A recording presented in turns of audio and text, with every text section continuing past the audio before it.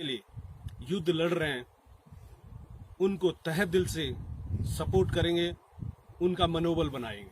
जय हिंद, जय भारत, जय उत्तर। कुछ कर गुजरने की चाह हो तो आसमान से जमीन पे आना पड़ता है। नमस्कार, मैं अमित बिष्ट। आप देख रहे हैं उत्तर भारत ऑनलाइन रिपोर्टर की खास रिपोर्ट। मैं गांव से हूं। आज हम बात करेंगे उत्तराखंड के टिहरी जिले के नैनबाग तहसील के सिरकोट के रहने वाले बीरपाल की। बीरपाल बिष्ट दिल्ली में माइक्रोसॉफ्ट कंपनी में अच्छी पोस्ट पर काम कर रही थी। बीरपाल की नौकरी भी अच्छी थी और तनख्वाह भी अच्छी थी, लेकिन बीरपाल के मन में कुछ अलग ही चल रहा था।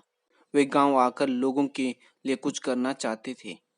उनके मन में ये कसक उनको रोक नहीं पाई और वे नौकरी छोड़कर गांव आ गए। बीरपाल लोगों की मदद अपने पिताजी के तर्ज पर करना चाहते थे। बीरपाल के पिता अध्यापक थे, जिनको क्षेत्र में गुरुजी के नाम से जाना जाता है। तो बीरपाल गुरुजी तो नहीं बने, लेकिन वो राजनीतिक से लोगों की सेवा करना चाहते थे। वर्ष 2019 में बीरपाल ने गांव आकर क्षेत्र पंचायत का चुनाव लड़ा और जनता ने उन पर विश्वास कर भारी बहुमत से जिताया। बीरपाल को जिस उम्मीद से लोगों ने क्षेत्र पंचायत जिताया, बीरपाल भी लोगों के उम्मीद पर खरा उतरने लगे। वे लोगों की समस्या को शासन प्रशासन तक पहुंचाने लगे। वे क्षेत्र के उन लोगों से क्षेत्र के विकास के बारे में चर्चा करते रहे जो सरकार के विभिन्न पदों पर तैनात हैं और सरकार के अनेक संस्थाओं में कार्यरत हैं। बीरपाल की एक सबसे अच्छी बात थी कि वे सबसे मिलकर रहते और विकास के लिए सबके सुझाव लेते रहते। कम समय में और इतने जो है साल भर पहले जो व्यक्ति अपना दिल्ली से जॉब छोड़ करके अपना एक बिल्कुल नए क्षेत्र में राजनीति में कदम रखा और साल भर के अंदर ही अपना इतना अच्छा उनका, हम लोग जाते हैं क्षेत्र में तो दिखता है कि वो कितने जो है सजग रहते थे। बच्चा हो बूढ़ा हो, प्रत्येक से उनका मिलना जुलना लगा रहता था। और जब भी कभी कोई उनका युवा साथी मिलते थे हम लोग, तो हमेशा उनका यही रहता था बीरपाल जी का कि यार राकेश भाई चलिए कुछ क्षेत्र के लिए कुछ या कभी बैठकर कुछ प्लानिंग करते हैं, क्या होना चाहिए, आप लोग बाहर रहते हो, बताइए, हम लोगों को कुछ सुझाव दीजिए। तो मैं उस सोच को नमन करता हूं। बीरपाल जन समस्याओं को लेकर लोगों को जागरूक करते रहते थे। कोविड काल में बीरपाल ने लोगों की मदद की और लोगों को कोरोना के प्रति जागरूक करते रहे। कि जिस तरह से हमारे देश में इस समय कोरोना वायरस बहुत तेजी से फैल रहा है, मैं ये कहना चाहता हूं आप सभी लोगों से कि आप सभी को, हम सभी को एक साथ मिलकर इस कोरोना वायरस से लड़ना है और इसके लिए जो भी जरूरी कदम हम अपने स्तर पर उठा सकते हैं उसके लिए बिल्कुल भी पीछे नहीं हटना है। जैसा कि अभी 22 तारीख को हम आप सभी ने बड़े तन मन धन से जनता कर्फ्यू को सपोर्ट किया है और इसको सक्सेस बनाया है।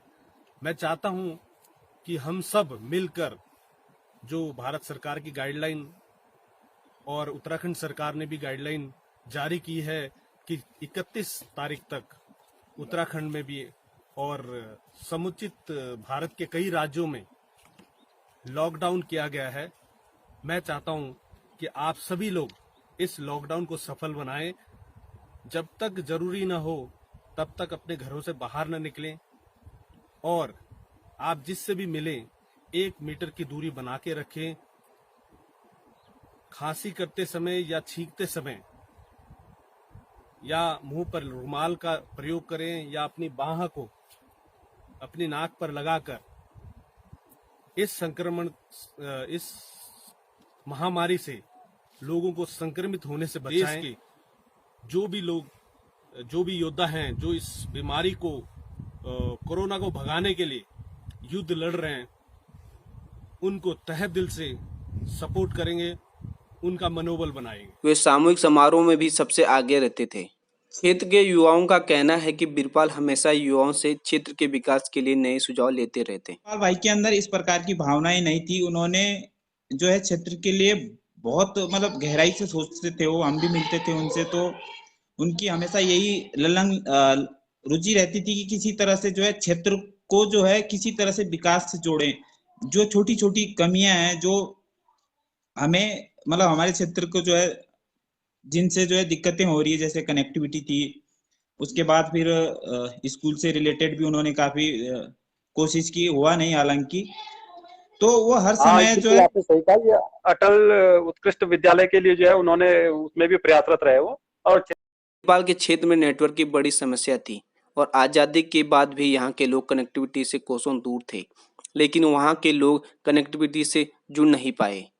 क्षेत्र के राजनेता राज्य के बड़े पदों पर रहे, लेकिन फिर भी क्षेत्र को कनेक्टिविटी से नहीं जोड़ पाए।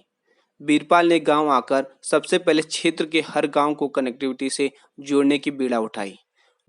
कि हमारा क्षेत्र जो है इस डिजिटल युग में भी एक महत्वपूर्ण चीज़ से वंचित रह गया है, जो है कि हमारे यहाँ नेटवर्क BSNL का नेटवर्क रख चुका है और वॉइस के लिए काम कर रहा है। लेकिन अगर मैं आज की डेट में युवाओं की बात करूं, हर युवा या ये कहूं कि हर जनमानस आजकल इंटरनेट से जुड़ा रहना चाहता है जी, और अपने लोगों से कनेक्टेड रहना चाहता है। आपने देखा होगा कि आज हम यहाँ हैं और अगर हमें अभी कहीं किसी से बात करनी तो हम सोशल मीडिया के थ्रू या कई माध्यम हैं और उन सभी माध्यमों के लिए इंटरनेट की ज़रूरत पड़ती है। जी, तो इसी संबंध में जैसे कि हम लोग भी यहाँ पे आए थे कि हमारे जियो की कुछ अधिकारियों से बात चल रही है इस संबंध में। काफ़ी समय से हम जब भी मैं चुनाव के लिए घर आया था, उसके बाद मेरे को एक अपने क्षेत्र में आके एक बहुत जटिल समस्या लगी है। मेरे को बहुत फील हुआ है कि हम इस डिजिटल युग में भी और इस महत्वपूर्ण समस्या से जूझ रहे हैं।